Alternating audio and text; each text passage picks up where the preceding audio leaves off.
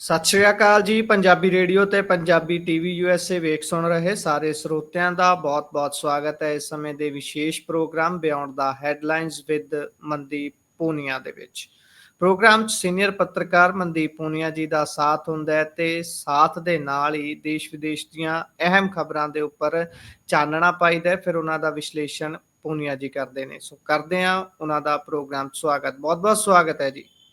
ਜੀ ਸ਼ੁਕਰੀਆ। ਸਤਿ ਸ਼੍ਰੀ ਅਕਾਲ ਗੁਰਪ੍ਰੀਤ। ਸਤਿ ਸ਼੍ਰੀ ਅਕਾਲ ਜੀ। ਸਭ ਤੋਂ ਪਹਿਲੀ ਖਬਰ ਦੇ ਵੱਲ ਜੇਕਰ ਆਪਾਂ ਵਧੀਏ ਤਾਂ ਦੇਸ਼ ਨੂੰ 53ਵਾਂ ਚੀਫ ਜਸਟਿਸ ਮਿਲਣ ਜਾ ਰਿਹਾ ਹੈ ਜੀ। ਕੌਣ ਹੋਣਗੇ ਇਹ ਚੀਫ ਜਸਟਿਸ? ਹੁਣ ਇਸ ਤੋਂ ਪਹਿਲਾਂ CJI VR ਗਵਈ ਨੇ। ਹਾਂਜੀ, ਜਿਹੜੇ ਹੁਣ ਮੌਕੇ ਤੇ ਸੁਪਰੀਮ ਕੋਰਟ ਦੇ ਚੀਫ ਜਸਟਿਸ ਨੇ BR ਗਵਈ, ਉਹਨਾਂ ਨੂੰ ਲੈ ਕੇ ਪਿਛਲੇ ਦਿਨੀ ਆਪਾਂ ਨੂੰ ਪਤਾ ਹੈ ਕਿ ਇੱਕ ਵਿਵਾਦ ਵੀ ਹੋਇਆ, ਕਿਉਂਕਿ ਉਹ ਦਲਿਤ ਸਮੁਦਾਇ ਤੋਂ ਆਉਂਦੇ ਨੇ, ਦਲਿਤ ਕਮਿਊਨਿਟੀ ਤੋਂ ਆਉਂਦੇ ਨੇ। ਉਹਨਾਂ ਤੇ ਜੁੱਤਾ ਵੀ ਸਿੱਟਿਆ ਗਿਆ ਤੇ ਕਿਉਂਕਿ ਉਹ ਕਿਹਾ ਗਿਆ ਕਿ ਇਹ ਤਾਂ ਧਰਮ ਦੇ ਉਲਟ ਬੰਦੇ ਨੇ, ਤਾਂ ਅੰਬੇਦਕਰ ਨੂੰ ਮੰਨਣ ਵਾਲੇ ਨੇ। ਉਹ ਸਾਰਾ ਵਿਵਾਦ ਵੀ ਆਪਾਂ ਨੂੰ ਦੇਖਣ ਨੂੰ ਮਿਲਿਆ।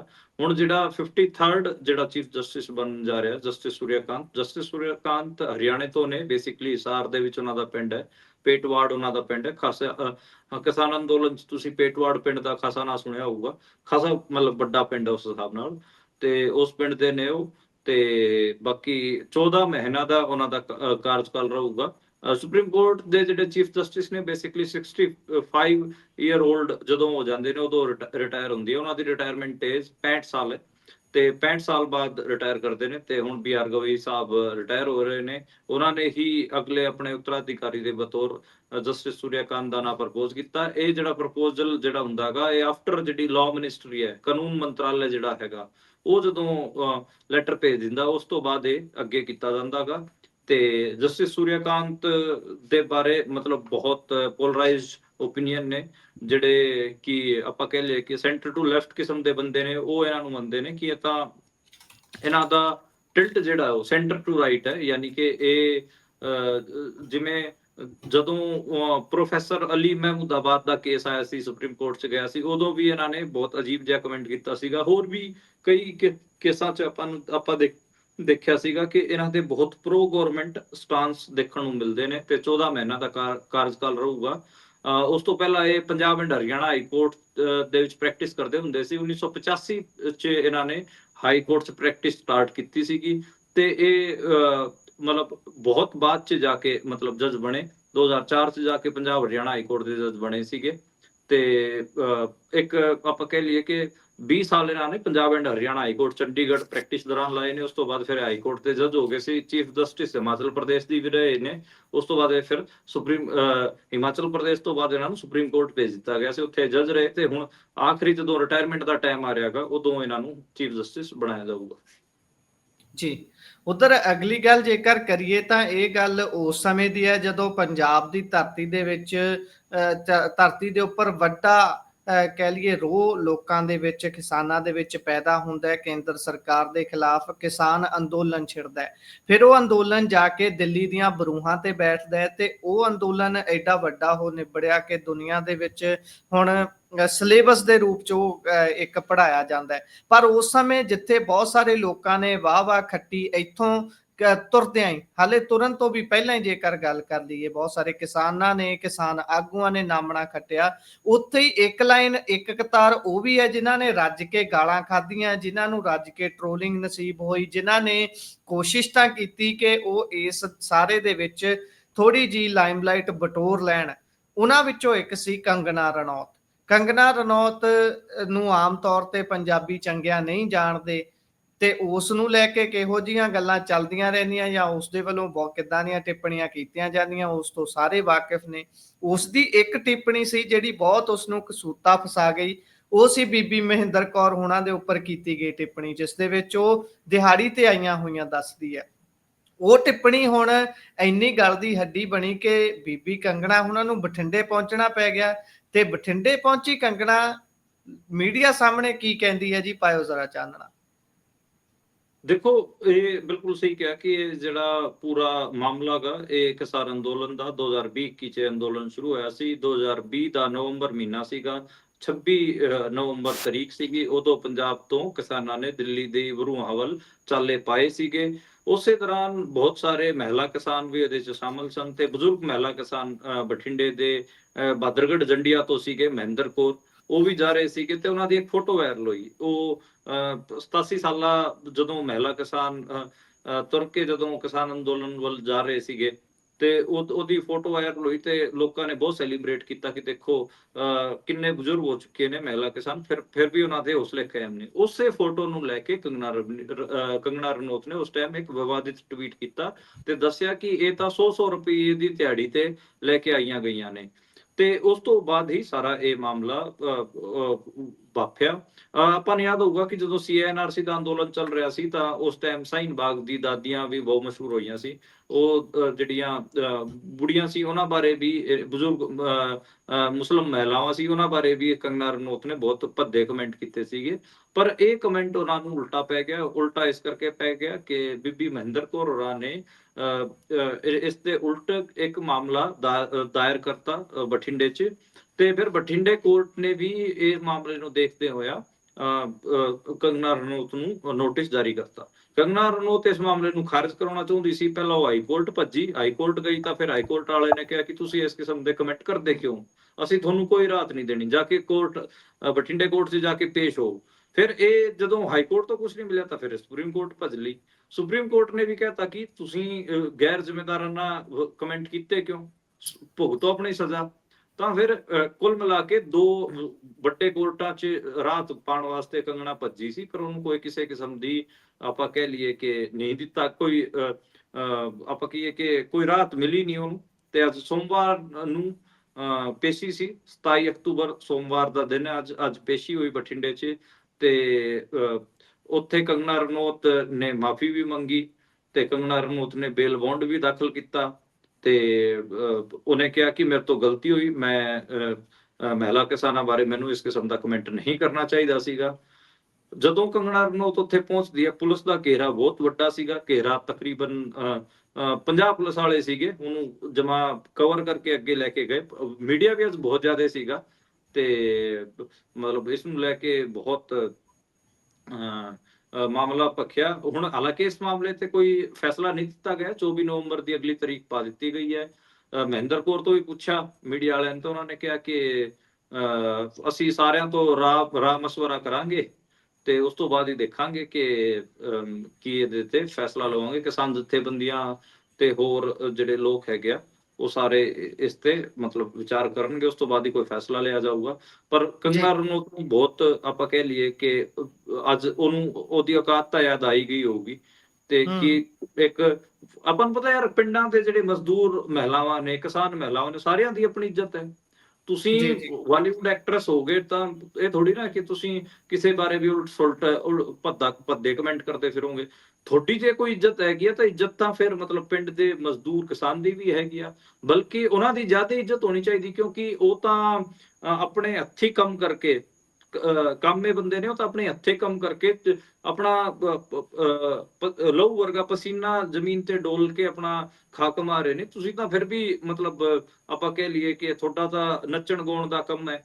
ਮਤਲਬ ਮੈਂ ਉਸ ਨੱਚਣ ਗਾਉਣ ਦੇ ਕੰਮ ਨੂੰ ਵੀ ਕਲਾ ਦੇ ਖੇਤਰ 'ਚ ਹੀ ਕਹਿ ਰਿਹਾ ਹਾਂ, ਮੈਂ ਡੈਰੋਗੇਟਰੀ ਟਰਮ 'ਚ ਇਸਤੇਮਾਲ ਨਹੀਂ ਕਰ ਰਿਹਾ। ਤੁਸੀਂ ਤਾਂ ਫਿਰ ਵੀ ਮਤਲਬ ਇੱਕ ਇੰਜੋਏਬਲ ਕੰਮ ਕਰਕੇ ਉਹ ਕਰ ਰਹੇ ਹੋ। ਉਹ ਤਾਂ ਮਤਲਬ ਇੱਕ ਰੈਪੀਟੇਟਿਵ ਕੰਮ ਜਿਹਦੇ 'ਚ ਸਰੀਰ ਦਾ ਪਸੀਨਾ ਨਿਕਲਦਾ ਗਾ, ਜਿਹੜਾ ਕਿ ਹਾਰਡ ਵਰਕ ਵੀ ਹੈ, ਮਸਲ ਦਾ ਜ਼ੋਰ ਵੀ ਲੱਗਦਾ ਗਾ, ਇੱਕ ਜ਼ਿਆਦਾ ਪੇਨਫੁਲ ਕੰਮ ਕਰਕੇ ਉਹ ਆਪਣਾ ਖਾਣਾ ਦਾਣਾ ਜੁਟਾ ਰਹੇ ਨੇ, ਤਾਂ ਉਹਨਾਂ ਦੀ ਤਾਂ ਵੱਧ ਇੱਜ਼ਤ ਹੋਣੀ ਚਾਹੀਦੀ। ਤਾਂ ਉਹ ਇੱਕ ਹੈ। ਤੇ ਅੱਜ ਮਤਲਬ ਕੰਗਨਾ ਰਣੌਤ ਨੂੰ ਦਿਖਾਤਾ ਪੰਜਾਬ ਦੀ ਇੱਕ ਮਹਿਲਾ ਕਿਸਾਨ ਨੂੰ, ਬਜ਼ੁਰਗ ਮਹਿਲਾ ਕਿਸਾਨ ਨੂੰ, ਕਿ ਉਹਦੀ ਇੱਜ਼ਤ ਕੀ ਹੈ ਤੇ ਜੇ ਉਹ ਆਪਣੀ ਇੱਜ਼ਤ ਵਾਸਤੇ ਲੜਨਾ ਜਾਣਦੀ ਹੈਗੀ ਤਾਂ ਉਹ ਕਿੱਥੋਂ ਤੱਕ ਜਾ ਕੇ ਲੜਦੀ ਹੈਗੀ ਆ। ਮਤਲਬ ਕੰਗਨਾ ਰਣੌਤ ਕਿਤੇ ਹਾਈ ਕੋਰਟ ਭੱਜ ਰਹੀ ਹੈ, ਕਿਤੇ ਸੁਪਰੀਮ ਕੋਰਟ ਭੱਜ ਰਹੀ ਹੈ ਤੇ ਇੱਧਰ ਉਹ ਮਹਿਲਾ ਕਿਸਾਨਾਂ ਜਿਹੜੀਆਂ ਮਹਿਲਾਵਾਂ ਸੀਗੀਆਂ ਪੰਜਾਬ ਦੀਆਂ, ਉਹ ਕਹਿ ਰਹੀਆਂ ਭੱਜ ਕਿੱਥੋਂ ਤੱਕ ਭੱਜਣਾ ਹੈਗਾ, ਤੈਨੂੰ ਹੀ ਸਿਖਾਵਾਂਗੇ ਬੋਲਣਾ ਕਿਵੇਂ ਹੁੰਦਾ ਗਾ, ਬਜ਼ੁਰਗਾਂ ਦੀ ਇੱਜ਼ਤ ਕਿਵੇਂ ਕਰਨੀ ਹੁੰਦੀ ਹੈ, ਉਹ ਤੈਨੂੰ ਸਿਖਾਵਾਂਗੇ। ਤਾਂ ਉਹ ਮੈਨੂੰ ਲੱਗਦਾ ਗਾ ਕਿ ਪੰਜਾਬ ਦੀ ਮਹਿਲਾ ਕਿਸਾਨਾਂ ਦਾ ਇਸ ਕਰਕੇ ਆਪਾਂ ਇਹ ਤਾਂ ਸ਼ੁਕਰਾਨਾ ਆਪਾਂ ਨੂੰ ਕਰਨਾ ਚਾਹੀਦਾ ਕਿ ਘੱਟੋ ਘੱਟ ਅੱਗੇ ਤੋਂ ਕੰਗਨਾ ਰਣੌਤ ਨੂੰ ਬੋਲਣਾ ਆ ਜਾਊਗਾ, ਉਹਨੇ ਕਿਵੇਂ ਬੋਲਣਾ। ਹਾਲਾਂਕਿ ਕੰਗਨਾ ਰਣੌਤ ਨੂੰ ਦੇਖੋ ਸਜ਼ਾ ਤਾਂ ਇੱਕ ਵਾਰ ਪਹਿਲਾਂ ਵੀ ਮਿਲ ਚੁੱਕੀ ਹੈ। ਇੱਕ ਥੱਪੜ ਉਹਨੂੰ ਰਸੀਦ ਕੀਤਾ ਜਾ ਚੁੱਕਿਆ ਹੈਗਾ, ਜਿਹੜੇ ਪੰਜਾਬ ਦੇ ਹੀ ਅੰਮ੍ਰਿਤਸਰ ਜ਼ਿਲ੍ਹੇ ਦੀ ਰਹਿਣ ਵਾਲੀ ਜਿਹੜੀ ਕੁੜੀ ਸੀਗੀ, ਉਹਨੇ ਇੱਕ ਥੱਪੜ ਰਸੀਦ ਕਰਤਾ ਸੀਗਾ, ਪੂਰਾ ਉਹਦਾ ਗਲ ਲਾਲ ਕਰਤਾ ਸੀਗਾ। ਉਹ ਵੀ ਆਪਾਂ ਨੂੰ ਪਤਾ ਹੀ ਹੈ। ਪਰ ਹੁਣ ਜਿਹੜਾ ਇਹ ਚਪੇੜਾ ਵੱਜਿਆਗਾ, ਮਾਫੀ ਵੀਰ ਸਾਵਰਕਰ, ਲੇਡੀ ਵੀਰ ਸਾਵਰਕਰ ਕਹਿ ਸਕਦੇ ਹੋ, ਮਾਫੀ ਮੰਗਣੀ ਜਿਹੜੀ ਕੰਗਨਾ ਨੂੰ ਪਊਗੀ, ਉਹ ਵੀ ਇੱਕ ਵੱਡਾ ਜੀ ਚਪੇੜਾ ਕੰਗਨਾ ਤੇ ਹੈਗਾ। ਕੰਗਨਾ ਰਣੌਤ ਬੇਸਿਕਲੀ ਸੱਤਾ ਧਾਰੀਆਂ ਦੇ ਪੈਰ ਦਾ ਕੰਗਣਾ ਹੈਗੀ ਆ, ਜਿਵੇਂ ਪੈਰਾਂ ਦੀ ਜੀ ਪਜੇਬ ਹੁੰਦੀ ਹੈ, ਪੈਰ ਦਾ ਕੰਗਣਾ ਦੀ, ਠੀਕ ਹੈ। ਜੀ ਉਹ ਇਹਨੂੰ ਉਕਸਾ ਸੀਗੇ, ਕਿਸਾਨਾਂ ਦੇ ਉਲਟ ਸੁਲਟ ਨੈਰੇਟਿਵ ਬਣ ਰਹੀ ਸੀ। ਜਿਵੇਂ ਤੁਸੀਂ ਆਪਣੇ ਇੰਟਰੋ 'ਚ ਹੀ ਕਿਹਾ ਕਿ ਇਹ ਪੰਜਾਬ ਬਾਰੇ, ਸਿੱਖਾਂ ਬਾਰੇ ਇਹਦੇ ਕਮੈਂਟ ਹਮੇਸ਼ਾ ਨੈਗੇਟਿਵ ਹੀ ਹੁੰਦੇ ਨੇ, ਤੇ ਇਸ ਜੀ ਬਾਰੇ ਨੂੰ ਪਤਾ ਲੱਗ ਜੂਗੀ ਕਿ ਕੀ ਭਾਵ ਵਿਕਦੀ ਹੈ, ਪੰਜਾਬੀਆਂ ਨਾਲ ਟੱਕਰ ਲੈਣ ਦਾ ਕੀ ਨੁਕਸਾਨ ਹੁੰਦਾਗਾ। ਉਹ ਇਹਨੂੰ ਇੱਕ ਵਾਰ ਪਹਿਲਾਂ ਪਤਾ ਲੱਗ ਚੁੱਕਿਆ ਵਾ, ਜਦੋਂ ਥੱਪੜ ਰਸੀਦ ਹੋਇਆ ਸੀ। ਹੁਣ ਦੁਬਾਰੇ ਜਦੋਂ ਮਾਫੀ ਮੰਗਣੀ ਪਈ ਹੈ ਪੰਜਾਬੀਆਂ ਤੋਂ, ਉਦੋਂ ਵੀ ਇਹਨੂੰ ਅਹਿਸਾਸ ਹੋਊਗਾ ਕਿ ਬਜ਼ੁਰਗਾਂ ਨਾਲ ਬੋਲਣਾ ਕਿਵੇਂ, ਪੰਜਾਬੀਆਂ ਨਾਲ ਕਿਵੇਂ ਬੋਲਣਾਗਾ। ਉਹਨਾਂ ਦੇ ਤੁਸੀਂ ਗਰਦਾਰਾਂ ਤੇ ਜੇ ਦਾਗ ਸਿੱਟੋਗੇ ਤਾਂ ਤੁਹਾਡਾ ਵੀ ਅਸਰ, ਉਹ ਤੁਹਾਨੂੰ ਆਖਰ ਤੱਕ ਛੱਡਣਗੇ ਨਹੀਂ, ਫਿਰ ਤੁਹਾਡਾ ਹਿਸਾਬ ਕਰਨਗੇ, ਤੁਹਾਡਾ ਇਲਾਜ ਕਰਨਗੇ। ਤਾਂ ਇਹ ਕੰਗਨਾ ਦਾ ਇੱਕ ਮੂਰਖ ਐਕਟਰੈਸ ਦਾ ਇਲਾਜ ਪੰਜਾਬੀਆਂ ਨੇ ਕਰ ਦਿੱਤਾ ਹੈ। ਜੀ ਜੀ, ਇਹ ਤਾਂ ਹੈ, ਇਲਾਜ ਹੋਇਆ ਹੈ। ਪਰ ਅੱਗਿਓਂ ਬੀਬੀ ਜੀ ਵੀ ਕਹਿੰਦੇ ਨੇ ਵੀ ਭਾਈ ਮੈਂ ਇਕੱਲੇ ਤੌਰ ਤੇ ਫੈਸਲਾ ਨਹੀਂ ਲੈ ਸਕਦੀ, ਮਾਫ ਕਰਨਾ ਹੈ ਜਾਂ ਨਹੀਂ ਕਰਨਾ, ਇਸ ਤੇ ਵਿਚਾਰ ਸਾਂਝਾ ਮਤ ਹੋਊਗਾ। ਅਗਲੀ ਜੇਕਰ ਗੱਲ ਕਰੀਏ, ਉਧਰ ਡੀਯੂ ਦੀ ਵਿਦਿਆਰਥਣ, ਦਿੱਲੀ ਯੂਨੀਵਰਸਿਟੀ ਦੀ ਵਿਦਿਆਰਥਣ ਦੇ ਉੱਪਰ ਬਾਈਕ ਸਵਾਰ ਲੜਕਿਆਂ ਦੇ ਵੱਲੋਂ ਐਸਿਡ ਸਿੱਟ ਦਿੱਤੀ ਜਾਂਦੀ ਹੈ, ਤੇਜ਼ਾਬ ਸਿੱਟ ਦਿੱਤਾ ਜਾਂਦਾ ਹੈ। ਇਹ ਮਾਮਲਾ ਕਦੋਂ ਦਾ ਹੈ ਜੀ? ਇਹ ਕਹਾਣੀ ਕੀ ਵਾਪਰੀ ਹੈ? ਇਸ ਦੇ ਪਿੱਛੇ ਦੀ ਕੋਈ ਸਟੋਰੀ ਨਿਕਲ ਕੇ ਸਾਹਮਣੇ ਆਈ ਹੈ? ਹਾਂਜੀ, ਇਹ ਬੜੀ ਖਤਰਨਾਕ ਗੱਲ ਹੈ, ਬਹੁਤ ਭਿਆਨਕ ਗੱਲ ਹੈ। ਇਹ ਮੁਲਕ ਦੀ ਰਾਜਧਾਨੀ ਦਿੱਲੀ 'ਚ ਵਾਪਰਿਆ ਹੋਇਆ ਮਾਮਲਾ ਗਾ, ਤੇ ਮੁਲਕ ਦੀ ਇੱਕ ਪ੍ਰੈਸਟੀਜੀਅਸ ਯੂਨੀਵਰਸਿਟੀ, ਦਿੱਲੀ ਯੂਨੀਵਰਸਿਟੀ ਦੀ ਸਟੂਡੈਂਟ ਨਾਲ, ਇਹ ਜਿਹੜਾ ਵਿਦਿਆਰਥਣ ਨਾਲ ਇਹ ਜਿਹੜਾ ਆਪਾਂ ਕਹਿ ਲਈਏ ਕਿ ਘਟਨਾਕ੍ਰਮ ਵਾਪਰਿਆ। ਇੰਡੀਆ ਦੇ ਵਿੱਚ ਆਪਾਂ ਪਹਿਲਾਂ ਵੀ ਦੇਖਦੇ ਸੀ ਕਿ ਜਦੋਂ ਛੋਟੇ ਹੁੰਦੇ ਸੀ, ਉਦੋਂ ਤੋਂ ਹੀ ਅਖਬਾਰਾਂ 'ਚ ਖਬਰਾਂ ਪੜ੍ਹਦੇ ਸੀਗੇ, ਜੇ ਕੋਈ ਕੁੜੀ ਕਿਸੇ ਮੁੰਡੇ ਨੂੰ, ਜਿਹੜਾ ਮੁੰਡਾ ਤੰਗ ਕਰ ਰਿਹਾ ਹੁੰਦਾ, ਉਹਨੂੰ ਜੇ ਮਨਾ ਕਰ ਦਿੰਦੀ ਹੈ, ਨਾ ਕਰ ਦਿੰਦੀ ਹੈ, ਤੇ ਉਹਦੇ ਤੇ ਫਿਰ ਉਹ ਤੇਜ਼ਾਬ ਨਾਲ ਹਮਲਾ ਕਰਦੇ ਨੇ। ਇਸ ਕਿਸਮ ਦੀਆਂ ਘਟਨਾਵਾਂ ਅੱਜ ਆਪਾਂ 2025 ਚ ਬੈਠੇ ਹਾਂ, ਕੰਟੀਨਿਊ ਨੇ, ਤੇ ਉਹ ਵੀ ਮੁਲਕ ਦੀ ਰਾਜਧਾਨੀ 'ਚ ਹੋ ਰਹੀਆਂ ਨੇ। ਕਦੋਂ ਇਸ ਮੁਲਕ ਦੇ ਮਰਦਾਂ ਨੂੰ ਇਹ ਸਮਝ ਆਊਗਾ ਕਿ ਔਰਤ ਦੀ ਨਾ ਦਾ ਮਤਲਬ ਨਾ ਹੁੰਦਾਗਾ, ਨੋ ਮੀਨਸ ਨੋ? ਇਹ ਕਦੋਂ ਸਮਝ ਆਊਗਾ? ਜੇ ਉਸ ਕੁੜੀ ਨੇ ਨਾ ਕਰਤੀ ਤੇ ਫਿਰ ਮਤਲਬ ਤੁਹਾਡਾ ਕੀ ਹੱਕ ਬਣਦਾਗਾ ਉਹਨੂੰ ਤੰਗ ਕਰਨ ਦਾ, ਉਹਦਾ ਪਿੱਛਾ ਕਰਨ ਦਾ? ਤੇ ਤੁਸੀਂ ਖਿੱਚ ਕੇ ਇੱਥੋਂ ਤੱਕ ਜਾ ਰਹੇ ਹੋ ਕਿ ਉਹਦੇ ਉੱਤੇ ਤੇਜ਼ਾਬ ਸਿੱਟ ਰਹੇ ਹੋ। ਇੱਕ ਬਹੁਤ ਵੱਡਾ ਮਾਮਲਾ ਗਾ। ਈਵ ਟੀਜ਼ਿੰਗ ਤੋਂ ਵੀ ਅਗਲਾ ਕਦਮ ਹੈ। ਆਪਾਂ ਜਿਹੜੀ ਔਰਤਾਂ ਨੇ ਸਰਵਾਈਵ ਕੀਤਾ, ਸਰਵਾਈਵਰਸ ਦੀ ਕਹਾਣੀ ਆਪਾਂ ਨੂੰ ਪਤਾ ਹੈ ਕਿ ਕਿੰਨੇ ਹੀ ਤੇਜ਼ਾਬ ਦੇ ਅਟੈਕਸ ਦੀ ਜਿਹੜੀ ਪੀੜਤ ਕੁੜੀਆਂ ਸੀ, ਉਹਨਾਂ ਨੇ ਉਹ ਸਰਵਾਈਵਰ ਵੀ ਰਹੀਆਂ, ਉਹਨਾਂ ਨੇ ਸਰਵਾਈਵ ਵੀ ਕੀਤਾ ਤੇ ਆਪਣੀ ਲੜਾਈਆਂ ਵੀ ਲੜੀਆਂ ਤੇ ਸਜ਼ਾਵਾਂ ਵੀ ਕਰਾਈਆਂ ਇਸ ਕਿਸਮ ਦੇ ਘਟੀਆ ਕਿਸਮ ਦੇ ਬੰਦਿਆਂ ਨੂੰ। ਇਹ ਜਿਹੜਾ ਬੰਦਾ ਨਿਕਲ ਕੇ ਸਾਹਮਣੇ ਆਇਆਗਾ, ਇਹ ਜਤਿੰਦਰ ਨਾਂ ਦਾ ਮੁੰਡਾ ਗਾ, ਤੇ ਵਿਆਹਿਆ ਵਰਿਆ ਹੋਇਆ ਬੰਦਾ ਹੈ। ਇਹ ਇਸ ਕੁੜੀ ਨੂੰ 2-3 ਮਹੀਨਿਆਂ ਤੋਂ ਤੰਗ ਕਰ ਰਿਹਾ ਸੀ। ਇਸ ਕੁੜੀ ਨੇ ਨਾ ਕਰਤੀ ਸੀਗੀ, ਤੇ ਇਹ ਵਿਚਾਰੀ ਇਹਦੇ ਡਰ ਤੋਂ ਮਾਰੇ ਘਰ ਤੋਂ ਬਾਹਰ ਵੀ ਨਿਕਲਦੀ ਸੀ। ਇਹ ਸਿਰਫ ਕਾਲਜ ਜਾਂਦੀ ਸੀ, ਤੇ ਕਾਲਜ ਜਦੋਂ ਇਹ ਜਾ ਰਹੀ ਸੀ, ਉਦੋਂ ਇਹ ਪਿੱਛੋਂ ਬਾਈਕ ਤੇ ਆਇਆ, ਮੋਟਰਸਾਈਕਲ ਤੇ, ਇਹਨੇ ਤੇਜ਼ਾਬ ਸਿੱਟਿਆ। ਉਹ ਕੁੜੀ ਮਤਲਬ ਇੰਨੀ ਚਕੰਨੀ ਜੀ ਸੀਗੀ, ਵਿਚਾਰੀ ਡਰੀ ਹੋਈ ਸੀ, ਤੇ ਉਹ ਪਿੱਛੇ ਹਟ ਗਈ, ਤੇ ਉਹਦੇ ਹੱਥਾਂ ਤੇ ਇਹ ਤੇਜ਼ਾਬ ਹੈ ਇਹ ਪਿਆ, ਤੇ ਉਹਦੇ ਹੱਥਾਂ ਦੀ ਜਿਹੜੀ ਚਮੜੀ ਉਹ ਸਾਰੀ ਸੜ ਗਈ ਹੈਗੀ ਆ। ਤੇ ਉੱਥੇ ਸਾਰੇ ਦਿੱਲੀ ਯੂਨੀਵਰਸਿਟੀ ਦੇ ਜਿਹੜੇ ਵਿਦਿਆਰਥੀ ਸੀਗੇ, ਉਹ ਸਾਰੇ ਇਕੱਠੇ ਵੀ ਹੋਏ ਉਸ ਕੁੜੀ ਦੇ ਹੱਥ 'ਚ, ਤੇ ਉਸ ਨੂੰ ਜਿਹੜੇ ਬੰਦੇ ਨੇ ਇਹ ਤੇਜ਼ਾਬ ਫੇਕਿਆ ਸੀਗਾ, ਉਹਨੂੰ ਅਰੈਸਟ ਕਰ ਲਿਆ ਗਿਆ ਹੈਗਾ। ਸਟੂਡੈਂਟਾਂ ਨੇ ਖਾਸਾ ਵੱਡਾ ਉੱਥੇ ਪ੍ਰੋਟੈਸਟ ਕੀਤਾ। ਉਸ ਪ੍ਰੋਟੈਸਟ ਤੋਂ ਬਾਅਦ ਇਹ ਸਾਰਾ ਕੁਝ ਵਾਪਰਿਆ ਹੈਗਾ। ਮੈਨੂੰ ਲੱਗਦਾ ਗਾ ਕਿ ਇੰਡੀਆ ਦੇ ਵਿੱਚ, ਜਿਵੇਂ 2 ਦਿਨ ਪਹਿਲਾਂ ਹੀ ਆਪਾਂ ਜਿਵੇਂ ਸ਼ਨੀਵਾਰ ਨੂੰ ਗੱਲ ਕਰ ਰਹੇ ਸੀ, ਆਸਟ੍ਰੇਲੀਅਨ ਮਹਿਲਾ ਕ੍ਰਿਕਟਰ ਸੀਗੀਆਂ 2, ਉਹਨਾਂ ਨੂੰ ਇੰਦੌਰ 'ਚ ਛੇੜਿਆ ਗਿਆ, ਉਹਨਾਂ ਨਾਲ ਈਵ ਟੀਜ਼ਿੰਗ ਦਾ ਮਾਮਲਾ ਆਇਆ ਸਾਹਮਣੇ। ਉਦੋਂ ਵੀ ਆਪਾਂ ਗੱਲ ਕਰ ਰਹੇ ਸੀਗੇ ਕਿ ਕਦੋਂ ਇਸ ਮੁਲਕ ਦੇ ਮੁੰਡਿਆਂ ਨੂੰ ਸਮਝ ਆਊਗਾ ਕਿ ਇਹ ਭਾਈ ਇਹ ਗਲਤ ਹੈ, ਤੁਸੀਂ ਕੁੜੀਆਂ ਦੇ ਪਿੱਛੇ ਜਾਣਾ, ਉਹਨਾਂ ਨੂੰ ਛੇੜਨਾ, ਉਹਨਾਂ ਦੇ ਕਮੈਂਟਬਾਜ਼ੀ ਕਰਨੀ, ਤੇ ਇਹ ਤਾਂ ਉਹ ਤੋਂ ਗਾਹ ਦਾ ਸਟੈਪ ਹੈ। ਤੇਜ਼ਾਬ ਸਿੱਟਣਾ, ਐਸਿਡ ਅਟੈਕ, ਇਹ ਤਾਂ ਉਹ ਤੋਂ ਗਾਹ ਦਾ ਸਟੈਪ ਹੈ। ਤਾਂ ਇਹ ਬਹੁਤ ਮਤਲਬ ਆਪਾਂ ਕਹੀਏ ਕਿ ਇਹ ਬਹੁਤ ਮੰਦਭਾਗਾ ਗਾ। ਤੇ ਇੱਕ ਮੈਂ ਤਾਂ ਕਿਤਾਬ ਦੀ ਵੀ ਗੱਲ ਕਰ ਰਿਹਾ ਸੀਗਾ, ਮੈਂ ਇਹ ਖਬਰ ਪੜ੍ਹ ਰਿਹਾ ਸੀ, ਉਦੋਂ ਹੀ ਮੈਨੂੰ ਕਿਤਾਬ ਧਿਆਨ ਆਈ, ਮੇਰੇ ਲਾਇਬ੍ਰੇਰੀ 'ਚ ਵੀ ਰੱਖੀ ਹੋਈ ਹੈ, ਪਰਸਨਲ ਲਾਇਬ੍ਰੇਰੀ 'ਚ, ਨੋ ਕੰਟਰੀ ਫॉर ਵੂਮਨ। ਸਾਡੇ ਇੱਕ ਮਹਿਲਾ ਪੱਤਰਕਾਰ ਨੇ, ਪ੍ਰਿੰਕਾ ਦੁਬੇ, ਉਹਨਾਂ ਨੇ ਮੁਲਕ ਦੀ ਰੇਪ ਵਿਕਟਿਮਸ ਤੇ ਇਹ ਕਿਤਾਬ ਲਿਖੀ ਹੋਈ ਹੈ। ਤੇ ਮੈਂ ਸੋਚ ਰਿਹਾ ਸੀਗਾ ਕਿ ਦੇਖੋ, ਚਾਹੇ ਰੂਰਲ ਇੰਡੀਆ ਦੀ ਵੂਮਨ ਹੋਵੇ, ਜਾਂ ਸ਼ਹਿਰਾਂ 'ਚ, ਜਾਂ ਮੈਟਰੋ ਸਿਟੀ ਹੋਵੇ, ਜਾਂ ਫਿਰ ਇੰਦੌਰ ਵਰਗਾ ਸ਼ਹਿਰ ਹੋਵੇ, ਦਿੱਲੀ ਵਰਗੀ ਰਾਜਧਾਨੀ ਹੋਵੇ, ਬੰਬੇ ਵਰਗਾ ਸ਼ਹਿਰ ਹੋਵੇ, ਸਾਰੇ ਕਿਤੇ ਹੀ ਔਰਤਾਂ ਮਤਲਬ ਇੰਡੀਆ 'ਚ ਘੱਟ ਸੇਫ ਨੇ, ਸੇਫ ਨਹੀਂ ਹੈਗੀਆਂ। ਤੇ ਇੱਕ ਵੱਡਾ ਵਿਸ਼ਾ ਹੈ ਵੂਮਨ ਸੇਫਟੀ ਬਾਰੇ, ਮਤਲਬ ਪੂਰੇ ਸੁਸਾਇਟੀ ਨੂੰ, ਸਾਰੇ ਰਾਜਨੇਤਾਵਾਂ ਨੂੰ ਚਿੰਤਿਤ ਹੋਣਾ ਚਾਹੀਦਾ ਤੇ ਇਹਦੇ ਬਾਰੇ ਕੋਈ ਨਾ ਕੋਈ ਮਤਲਬ ਅੱਗੇ ਕਦਮ ਫਰਦਰ ਉਠਾਏ ਜਾਣੇ ਚਾਹੀਦੇ।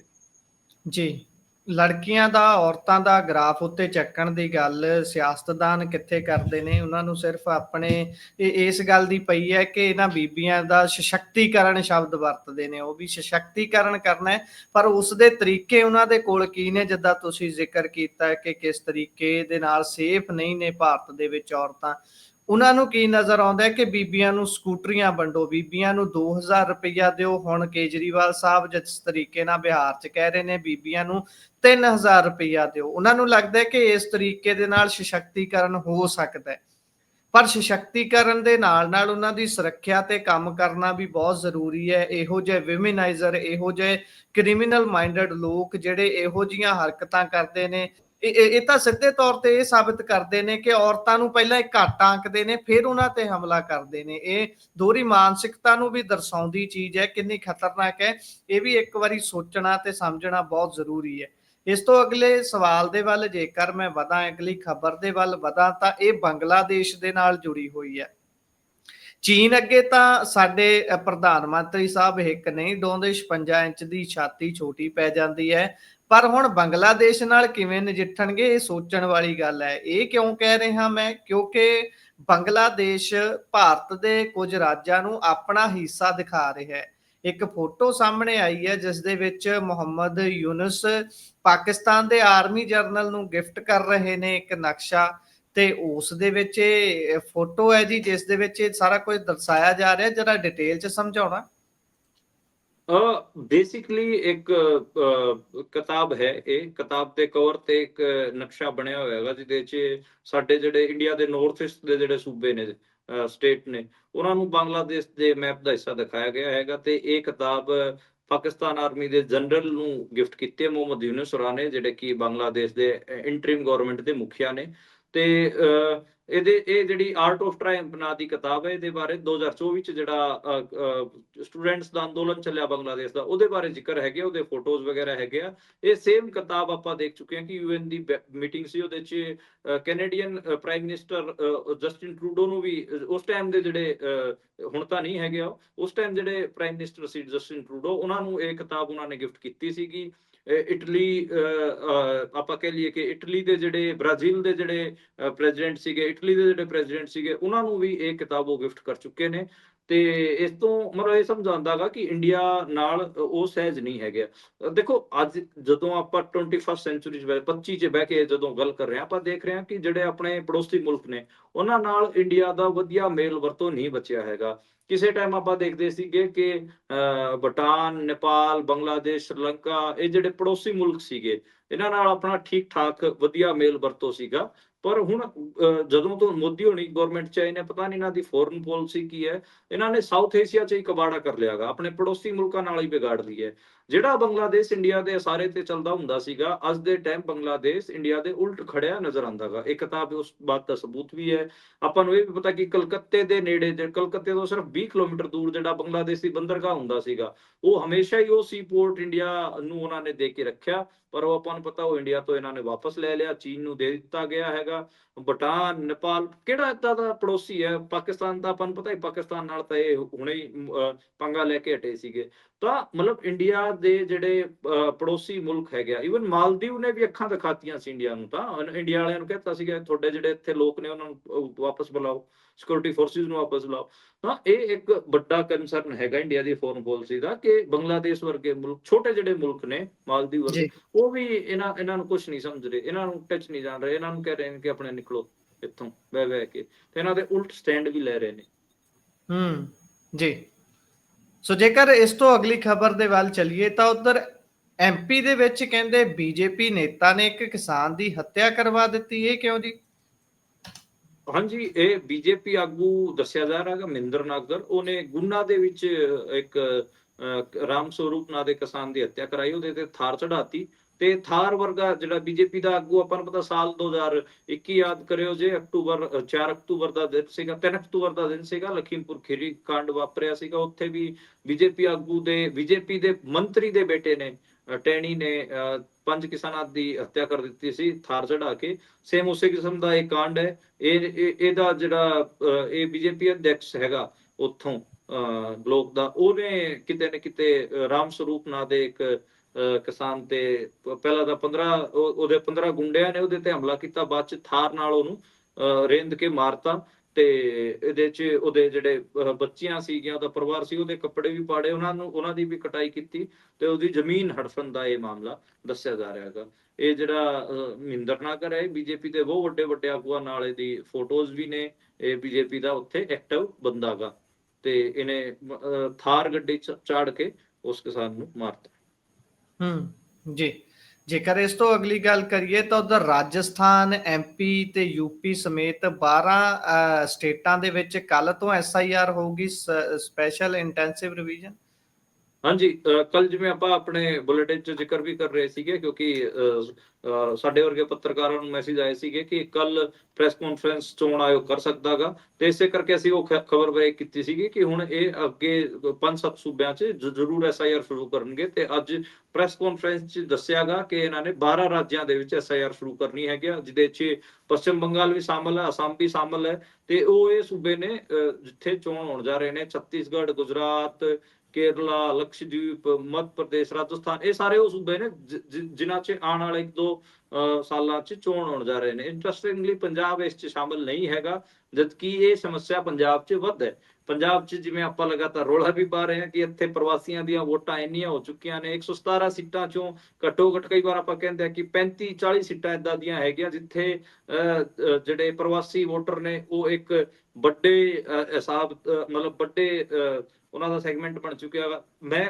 ਜਿਵੇਂ ਮੈਂ ਆਪਣੀ ਗੱਲ ਕਰਾਂ, ਮੇਰੀ ਜਿੱਥੇ ਮੈਂ ਰਹਿੰਦਾ ਗਾ ਇਹ ਖਰੜ ਦਾ ਇਲਾਕਾ ਗਾ, ਖਰੜ ਸੀਟ ਹੈਗੀ ਆ। ਮੈਂ ਇੱਥੇ ਪੰਜਾਬ ਯੂਨੀਵਰਸਿਟੀ ਚ ਮੈਂ ਪੜ੍ਹਿਆਗਾ, ਮੈਂ ਘੱਟੋ ਘੱਟ ਪੰਜਾਬ ਚ ਪਿਛਲੇ 15 ਸਾਲਾਂ ਤੋਂ ਮੈਂ ਲਗਾਤਾਰ ਵਿਚਰਿਆਗਾ, ਲੇਕਿਨ ਮੈਂ ਹਜੇ ਤੱਕ ਆਪਣੀ ਵੋਟ ਨਹੀਂ ਬਣਾਈ। ਮੇਰੀ ਵੋਟ ਹਜੇ ਤੱਕ ਹਰਿਆਣੇ ਚ ਹੈਗੀ, ਮੇਰੇ ਪਿੰਡ ਚ ਹੈਗੀ ਆ। ਮੈਂ ਵੋਟਿੰਗ ਕਰਨ ਵੀ ਉੱਥੇ ਜਾਂਦਾ ਹਾਂ, ਕਿਉਂਕਿ ਸਿੱਧੀ ਗੱਲ ਹੈ ਕਿ ਠੀਕ ਹੈ ਕਿ ਆਪਣਾ ਰੁਜ਼ਗਾਰ ਦਾ ਆਪਣੇ ਕਰਮ ਭੂਮੀ ਹਰਿਆਣਾ ਤੇ ਪੰਜਾਬ ਹੈ। ਮੈਂ ਪੰਜਾਬ ਤੇ ਹਰਿਆਣੇ ਦੇ ਕਿਸਾਨਾਂ ਤੇ ਕੰਮ ਕਰਦਾ, ਆਪ ਜੀ ਨੂੰ ਪਤਾ ਹੀ ਹੋਊਗਾ, ਮੈਂ ਰੂਰਲ ਜਰਨਲਿਜ਼ਮ ਹੈ, ਮੇਰੀ ਕਰਮ ਭੂਮੀ ਹੈਗੀ ਆ ਪੰਜਾਬ। ਪਰ ਮੇਰੇ ਪੰਜਾਬ ਦੇ ਪੋਲੀਟੀਕਲ ਡਿਸੀਜਨ ਚ ਮੇਰਾ ਕੋਈ ਸੇ ਨਹੀਂ ਹੋਣਾ ਚਾਹੀਦਾ, ਇਹ ਮੇਰਾ ਮਤਲਬ ਪਰਸਨਲ ਉਹ ਹੈ। ਮੈਂ ਕਦੇ ਵੀ ਇੱਥੇ ਨਾ ਵੋਟ ਬਣਾਉਣ ਦੀ ਕੋਸ਼ਿਸ਼ ਕੀਤੀ ਹੈ, ਨਾ ਕੁਝ ਹੋਰ। ਪਰ ਮੈਂ ਦੇਖਦਾ ਹਾਂ ਕਿ ਜਿਹੜੇ ਪ੍ਰਵਾਸੀ ਖਰੜ ਸੀਟ 'ਚ ਸਾਲ 2 ਸਾਲ ਤੋਂ ਇੱਥੇ ਰਹਿ ਰਹੇ ਨੇ, ਸਾਰਿਆਂ ਦੀ ਵੋਟਾਂ ਬਣੀਆਂ ਹੋਈਆਂ ਨੇ। ਕੋਈ ਜੰਮੂ ਤੋਂ ਹੈਗਾ, ਕੋਈ ਉੱਤਰਾਖੰਡ ਤੋਂ ਹੈਗਾ, ਕੋਈ ਉੱਤਰ ਪ੍ਰਦੇਸ਼ ਤੋਂ ਹੈਗਾ, ਕੋਈ ਮੱਧ ਪ੍ਰਦੇਸ਼ ਤੋਂ ਹੈਗਾ, ਉਹਨਾਂ ਦੀਆਂ ਸਾਰੀਆਂ ਦੀ ਵੋਟਾਂ ਬਣੀਆਂ ਹੋਈਆਂ। ਖਰੜ ਸੀਟ ਬਹੁਤ ਚਾਂਸ ਹੈਗੇ ਆ ਕਿ ਬੀਜੇਪੀ ਜਿੱਤ ਜੂ। ਉਹਦਾ ਰੀਜ਼ਨ ਇਹ ਹੈ ਕਿ ਇੱਥੇ ਪ੍ਰਵਾਸੀਆਂ ਦੀਆਂ ਵੋਟਾਂ ਬਹੁਤ ਜ਼ਿਆਦਾ ਹੋ ਚੁੱਕੀਆਂ ਨੇ, ਤੇ ਇੱਥੇ ਇਹ ਪੰਜਾਬ 'ਚ ਇਹ SIR ਲਾਗੂ ਨਹੀਂ ਕਰ ਰਹੇ। 27 ਚ ਚੋਣ ਨੇ, ਸਾਲ ਰਹਿ ਗਿਆ, ਫਰਵਰੀ 27 ਚ ਚੋਣ ਹੋਣਗੇ। ਤੇ ਉੱਤਰ ਪ੍ਰਦੇਸ਼ ਤੋਂ ਲੈ ਕੇ ਤਾਮਿਲਨਾਡੂ, ਛੱਤੀਸਗੜ੍ਹ, ਗੁਜਰਾਤ, ਗੋਆ, ਸਾਰੇ ਕਿਤੇ ਉਹ SIR ਲਾਗੂ ਕਰ ਰਹੇ ਨੇ। ਇੱਥੇ ਜਿਹੜੇ ਪ੍ਰਵਾਸੀ ਰਹਿ ਰਹੇ ਨੇ ਖੈੜ 'ਚ, ਮੈਂ ਕਈ ਵਾਰ ਦੇਖਿਆਗਾ ਕਿ ਉਹਨਾਂ ਦੀ ਹੁਣ ਬਿਹਾਰ ਬਹੁਤ ਸਾਰੇ ਲੋਕ ਵੋਟ ਪਾਣ ਜਾਣਗੇ। ਮੈਂ ਗੱਲ ਕਰ ਰਿਹਾ ਸੀਗਾ ਜਿੱਥੇ ਮੈਂ ਚਾਹ ਪੀਂਦਾ ਹੁੰਦਾ ਉਹ ਤੋਂ ਕਿ ਬਈ ਤੂੰ ਫਿਰ ਕਿਹਨੂੰ ਵੋਟਾਂ ਪਾਏਗਾ ਬਿਹਾਰ 'ਚ ਜਾ ਕੇ? ਕਹਿੰਦਾ ਮੈਂ ਤਾਂ ਫਲਾਣੇ ਨੂੰ ਪਾ ਕੇ ਆਊਂਗਾ। ਫਿਰ ਉਹਨੂੰ ਮੈਂ ਗੱਲਾਂ 'ਚ ਪੁੱਛਿਆ ਤੇਰੇ ਇੱਥੇ ਵੀ ਵੋਟ ਬਣੀ? ਕਹਿੰਦਾ ਹਾਂ ਇੱਥੇ ਵੀ ਬਣੀ ਹੋਈ ਹੈ। ਇਹ ਤਾਂ ਪੰਜਾਬ 'ਚ ਤਾਂ ਵੱਧ ਸਮੱਸਿਆ ਹੈ। ਪੰਜਾਬ 'ਚ SIR ਲਾਗੂ ਨਹੀਂ ਕਰ ਰਹੇ, ਤੇ ਜਿਹੜੇ ਸੂਬਿਆਂ 'ਚ ਕੋਈ ਸਮੱਸਿਆ ਨਹੀਂ ਉੱਥੇ ਲਾਗੂ ਕਰ ਰਹੇ ਨੇ। ਤਾਂ ਹਾਂ ਹੁਣ ਮੰਨ ਲਓ ਉੱਤਰ ਪ੍ਰਦੇਸ਼ 'ਚ ਲਾਗੂ ਕਰ ਰਹੇ ਨੇ, ਬਿਹਾਰ 'ਚ ਇਹਨਾਂ ਨੇ ਲਾਗੂ ਕਰ ਲਿਆ। ਜਿਹੜੇ ਜਿਨ੍ਹਾਂ ਦੀ ਸਾਲ 2 ਸਾਲ ਪਹਿਲਾਂ ਪੰਜਾਬ ਜਾਂ ਹਰਿਆਣੇ 'ਚ ਜਿਨ੍ਹਾਂ ਦੀਆਂ ਵੋਟਾਂ, ਇਹਦੇ 'ਚ ਹਰਿਆਣੇ ਦਾ ਨਾਂ ਵੀ ਨਹੀਂ ਉਹਦਾ, ਮੈਂ ਇੰਟਰਸਟਿੰਗਲੀ ਦੱਸਾਂ। ਹਰਿਆਣੇ 'ਚ ਮੈਂ ਦੱਸਿਆ ਸੀਗਾ ਨਾ ਪਿਛਲੇ ਸਾਲ ਕਿ 90 ਵਿਧਾਨ ਸਭਾ ਸੀਟਾਂ 'ਚੋਂ 30 ਵਿਧਾਨ ਸਭਾ ਸੀਟਾਂ ਏਦਾਂ ਦੀਆਂ ਸੀਗੀਆਂ ਹਰਿਆਣੇ 'ਚ ਜਿੱਥੇ ਪ੍ਰਵਾਸੀ ਡੋਮੀਨੇਟ ਕਰ ਰਹੇ ਸੀ। ਮੇਰੀ ਆਪ ਦੀ ਸੀਟ, ਮੇਰੀ ਜਿਹੜਾ ਹਲਕਾ ਪੈਂਦਾ ਗਾ ਉੱਥੇ ਬਾਦਲੀ ਹਲਕਾ ਪੈਂਦਾ, ਬਾਦਲੀ ਸੀਟ ਪੈਂਦੀ ਹੈ। ਬਾਦਲੀ ਹਲਕੇ 'ਚ ਸਭ ਤੋਂ ਪਹਿਲਾਂ ਜਿਹੜਾ ਜੱਟ ਵੋਟਰ ਸੀਗਾ ਉਹ ਡੋਮੀਨੇਟ ਕਰਦਾ ਹੁੰਦਾ ਸੀਗਾ। ਜੱਟ ਵੋਟਰ ਉੱਥੇ ਵੱਧ ਸੀਗੇ, ਜੱਟਾਂ ਦਾ ਬੇਸਿਕਲੀ ਇਲਾਕਾ ਹੈਗਾ, ਪਿੰਡੂ ਹਲਕਾ ਸੀਗਾ। ਪਰ ਅੱਜ ਦੇ ਟਾਈਮ ਉੱਥੇ 30,000 ਬਿਹਾਰੀਆਂ ਦੀਆਂ ਵੋਟਾਂ ਨੇ, ਉੱਤਰ ਪ੍ਰਦੇਸ਼ ਬਿਹਾਰ ਮਤਲਬ ਪ੍ਰਵਾਸੀਆਂ ਦੀਆਂ ਵੋਟਾਂ ਨੇ, ਉਹ ਡੋਮੀਨੇਟ ਕਰਦੇ ਨੇ। ਉਹ ਮੈਂ ਆਪਣੀ ਆਪ ਅੱਖੀਂ ਦੇਖ ਕੇ ਆਇਆਗਾ ਮੇਰੀ ਸੀਟ ਤੇ ਵੀ। ਤੇ ਹੁਣ ਦੇਖ ਲਓ, ਨਾ ਹਰਿਆਣੇ 'ਚ ਲਾਗੂ ਕੀਤਾ, ਨਾ ਇਹਨਾਂ ਨੇ ਪੰਜਾਬ 'ਚ ਲਾਗੂ ਕੀਤਾ।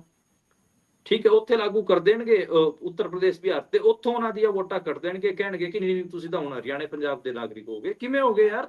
ਇੱਥੇ ਦਿਹਾੜੀ ਕਰਨ ਆਏ ਹੋਏ ਨੇ, ਸਾਲ 2 ਸਾਲ ਇਹਨਾਂ ਨੂੰ ਰਹਿੰਦੇ ਹੋਇਆਗਾ। ਇਹ ਵੱਡਾ ਮਤਲਬ ਇੱਥੋਂ ਤੁਹਾਨੂੰ ਲੱਗੂਗਾ, ਸਮਝ ਆਊਗਾ ਕਿ ਜਿਹੜਾ ਇੰਡੀਅਨ ਸਟੇਟ ਦਾ ਜਿਹੜਾ ਸਿਸਟਮੈਟਿਕ ਪੰਜਾਬ ਅਤੇ ਹਰਿਆਣੇ ਨੂੰ ਲੈ ਕੇ ਉਹਨਾਂ ਦੀ ਥੋਟ ਪ੍ਰੋਸੈਸ ਹੈ ਕਿ ਇਹਨਾਂ ਕਿਸਾਨਾਂ ਨੂੰ, ਇਸ ਸੂਬੇ ਦੇ ਸਿੱਖਾਂ ਨੂੰ, ਇਸ ਸੂਬੇ ਦੇ ਮਜ਼ਦੂਰਾਂ ਨੂੰ, ਕਿਸਾਨਾਂ ਨੂੰ ਕਿਵੇਂ ਕਾਬੂ ਕਰਨਾਗਾ, ਉਹ ਮੈਂਟੈਲਿਟੀ ਤੁਸੀਂ ਇੱਥੇ ਚੈੱਕ ਕਰੋ ਜੀ।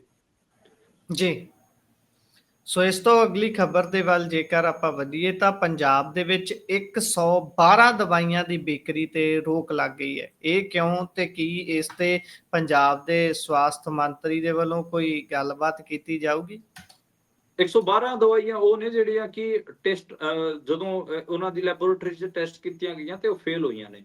ਤਾਂ 112 ਦਵਾਈਆਂ ਪੰਜਾਬ 'ਚ ਏਦਾਂ ਦੀਆਂ ਵਿਕਰੀਆਂ ਸੀ। ਕੱਲ ਜਿਵੇਂ ਆਪਾਂ 2 ਦਿਨ ਪਹਿਲਾਂ ਗੱਲ ਕਰ ਰਹੇ ਸੀ, ਉਦੋਂ 20 ਸੀਗਾ ਇਹ ਨੰਬਰ, ਹੁਣ 112 ਹੋ ਗਿਆ। ਠੀਕ ਹੈ, ਇਹ ਦੇਖੋ ਕਿੱਡੇ ਵੱਡੇ ਲੈਵਲ ਤੇ ਪੰਜਾਬ 'ਚ ਏਦਾਂ ਦੀਆਂ ਦਵਾਈਆਂ ਵਿਕ ਰਹੀਆਂ ਸੀ ਜਿਹੜੇ ਕਿ ਲੋਕਾਂ ਦੀ ਹੈਲਥ ਵਾਸਤੇ ਚੰਗੀਆਂ ਨਹੀਂ ਸੀਗੀਆਂ।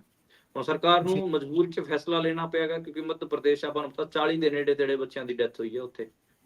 ਜੀ। ਠੀਕ ਹੈ, ਸੈਂਕੜਿਆਂ ਬੱਚੇ ਉੱਥੇ ਹਸਪਤਾਲਾਂ 'ਚ ਭਰਤੀ ਨੇ ਸਿਰਫ ਇੱਕ ਕੱਪ ਸਿਰਫ ਦੇ ਚੱਕਰ 'ਚ। ਇੱਥੇ ਤਾਂ ਬੀਪੀ, ਕੈਂਸਰ, ਦਮੇ ਦੀ, ਦਰਦ ਦੀ, ਸੂਜਨ ਦੀ, ਅਨੀਮੀਏ ਦੀ, ਮਿਰਗੀ ਦੀ, ਕਿੰਨੀਆਂ ਦਵਾਈਆਂ ਨੇ ਜਿਹੜੀ ਕਿ ਅਨਸੇਫ ਨੇ, ਤੇ ਅਨਸੇਫ ਦਵਾਈਆਂ ਪੰਜਾਬ 'ਚ ਵਿਕ ਰਹੀਆਂ ਸੀ।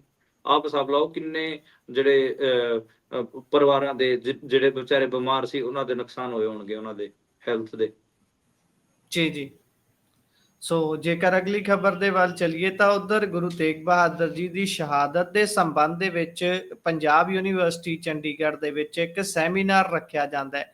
7 ਜਥੇਬੰਦੀ ਦੇ ਵੱਲੋਂ ਇਹ ਸੈਮੀਨਾਰ ਰੱਖਿਆ ਗਿਆ ਸੀ, ਪਰ ਇਸ ਤੇ ਵਿਵਾਦ ਖੜਾ ਹੋ ਗਿਆ। ਵਿਵਾਦ ਇਹ ਕਿ ਇਸ ਦੇ ਵਿੱਚ ਬੁਲਾਏ ਜਾਣ ਵਾਲੇ ਜਿਹੜੇ ਗੈਸਟ ਸੀ ਉਹਨਾਂ ਦੀ ਜਾਣਕਾਰੀ ਯੂਨੀਵਰਸਿਟੀ ਦੇ ਵੱਲੋਂ ਮੰਗੀ ਜਾਂਦੀ ਹੈ ਤੇ ਉਸ ਤੋਂ ਬਿਨਾਂ ਮਨਜ਼ੂਰੀ ਨਹੀਂ ਮਿਲਣੀ, ਤੇ ਮਨਜ਼ੂਰੀ ਤਕਰੀਬਨ ਇਸ ਨੂੰ ਨਹੀਂ ਦਿੱਤੀ ਜਾਂਦੀ, ਤੇ ਫਿਰ ਵਿਵਾਦ ਇੰਨਾ ਵੱਡਾ ਹੋ ਗਿਆ ਕਿ ਹੁਣ SGPC ਤੱਕ ਦੇ ਵੱਲੋਂ ਵੀ ਬਿਆਨ ਜਾਰੀ ਕੀਤਾ ਗਿਆ ਜੀ। ਹਾਂਜੀ, SGPC ਨੇ ਵੀ ਇਸ ਤੇ ਸਟੈਂਡ ਲਿਆ ਗਿਆ। SGPC ਦੇ ਪ੍ਰਧਾਨ ਐਡਵੋਕੇਟ ਹਰਜਿੰਦਰ ਸਿੰਘ ਧਾਮੀ ਉਹਨਾਂ ਨੇ ਕਿਹਾ ਕਿ ਇਹ ਗਲਤ ਹੈ। ਸਿੱਖ ਇੰਟੈਲੈਕਚੁਅਲਸ ਤੇ ਗੁਰੂ ਤੇਗ ਬਹਾਦਰ ਤੇ ਇਹ ਸੈਮੀਨਾਰ ਸੀਗਾ, ਸਟੂਡੈਂਟਸ ਨੂੰ ਇਜਾਜ਼ਤ ਦੇਣੀ ਚਾਹੀਦੀ ਸੀਗੀ ਤੇ ਇਹਨੂੰ ਐਂਟੀ ਸਿੱਖ ਐਕਟ ਦੱਸਿਆਗਾ ਕਿ ਇਹ ਸਿੱਖਾਂ ਦੇ ਉਲਟ ਹੈਗਾ, ਸਿੱਖਾਂ ਦੇ ਵਿਰੋਧੀ ਕਦਮ ਸੀਗਾ ਤੇ ਇਹਦੇ ਤੇ ਕਾਰਵਾਈ ਹੋਣੀ ਚਾਹੀਦੀ। ਇਹਦਾ ਇੱਕ ਦੂਜਾ ਵਰਜਨ ਇਹ ਵੀ ਨਿਕਲ ਕੇ ਆ ਰਿਹਾਗਾ ਕਿ ਜਿਹੜੀ ਪੰਜਾਬ ਯੂਨੀਵਰਸਿਟੀ ਐਡਮਿਨਿਸਟ੍ਰੇਸ਼ਨ ਹੈ ਉਹ ਇਸ ਟਾਈਮ ਬੈਕਫੁੱਟ ਤੇ ਨਜ਼ਰ ਆ ਰਹੀ ਹੈ। ਉਹ ਕਹਿ ਰਹੀ ਹੈ ਕਿ ਨਹੀਂ ਸਟੂਡੈਂਟਸ ਨੇ ਤਾਂ ਸਾਨੂੰ ਹਾਲ ਵਾਸਤੇ ਜਾਂ ਸੈਮੀਨਾਰ ਹਾਲ ਵਾਸਤੇ ਕੋਈ ਐਪਲੀਕੇਸ਼ਨ ਦਿੱਤੀ ਨਹੀਂ ਸੀਗੀ। ਪ੍ਰੋਗਰਾਮ ਹੋਇਆਗਾ ਜੀ, ਪ੍ਰੋਗਰਾਮ ਖੁੱਲੇ ਮੈਦਾਨ 'ਚ ਹੋਇਆ। ਸਾਮੀਆਂ ਨੇ ਲਾ ਦਿੱਤੇ ਸੀ ਸਟੂਡੈਂਟਾਂ ਨੇ, ਤੇ ਜਿਹੜੇ ਸਿੱਖ ਇੰਟੈਲੈਕਚੁਅਲ ਨੇ ਅਜਮੇਰ ਸਿੰਘ ਹੋਣੀ, ਉਹ ਉੱਥੇ ਉਹਨਾਂ ਨੇ ਆਪਣੀ ਗੱਲ ਰੱਖੀ ਤੇ ਸਟੂਡੈਂਟ ਪਹੁੰਚੇ। ਸਟੂਡੈਂਟ ਥੱਲੇ ਦਰਿਆ ਵਿਛਾ ਕੇ ਉੱਥੇ ਬਹਿ ਗਏ ਸੀਗੇ। ਚਲੋ ਠੀਕ ਹੈ ਕਿ ਤੁਸੀਂ ਆਪਣੇ AC ਵਾਲੇ ਹਾਲ ਜਿਹੜੇ ਸੈਮੀਨਾਰ ਹਾਲ ਨੇ ਜਿਹਦੇ 'ਚ ਪਹੀਆਂ ਤੇ ਘੁੰਮਣ ਵਾਲੀਆਂ ਜਿਹੜੀਆਂ ਚੇਅਰਸ ਹੁੰਦੀਆਂ ਨੇ, ਵਧੀਆ ਵੀਲਸ ਵਾਲੀ ਚੇਅਰਸ ਹੁੰਦੀਆਂ ਨੇ, ਉਹ ਆਪਣੇ ਰੱਖਿਓ ਜੇ ਅਜਮੇਰ ਸਿੰਘ ਹੋਣਾ ਦੀ ਗੱਲ 'ਚ ਦਮ ਸੀਗਾ, ਉਹ ਕੋਈ ਗੱਲ ਰੱਖਣਾ ਚਾਹੁੰਦੇ ਸੀ ਕਿ ਤਾਂ ਉਹ ਤਾਂ ਫਿਰ ਉਹਨਾਂ ਨੇ ਤਾਂ ਓਪਨ ਗਰਾਊਂਡ ਤੇ ਵੀ ਜਾ ਕੇ ਰੱਖ ਲਈ। ਉੱਥੇ ਬੱਚੇ ਉਹਨਾਂ ਨੂੰ ਸੁਣਨਾ ਚਾਹੁੰਦੇ ਸੀ ਕਿ ਸਟੂਡੈਂਟ ਉਹਨਾਂ ਨੂੰ ਸੁਣਨਾ ਚਾਹੁੰਦੇ। ਸਟੂਡੈਂਟ ਠੀਕ ਹੈ, ਤੁਹਾਡੀ ਵੀਲ ਚੇਅਰਸ ਤੇ ਨਾ ਬੈਠੇ, ਘੁੰਮਣ ਵਾਲੀਆਂ ਚੇਅਰਾਂ ਤੇ ਨਾ ਬੈਠੇ ਹੋਣ, ਰੋਟੇਟਿੰਗ ਚੇਅਰਸ ਤੇ ਉਹ ਜਾ ਕੇ ਦਰੀ ਵਿਛਾ ਕੇ ਥੱਲੇ ਬਹਿ ਗਏ।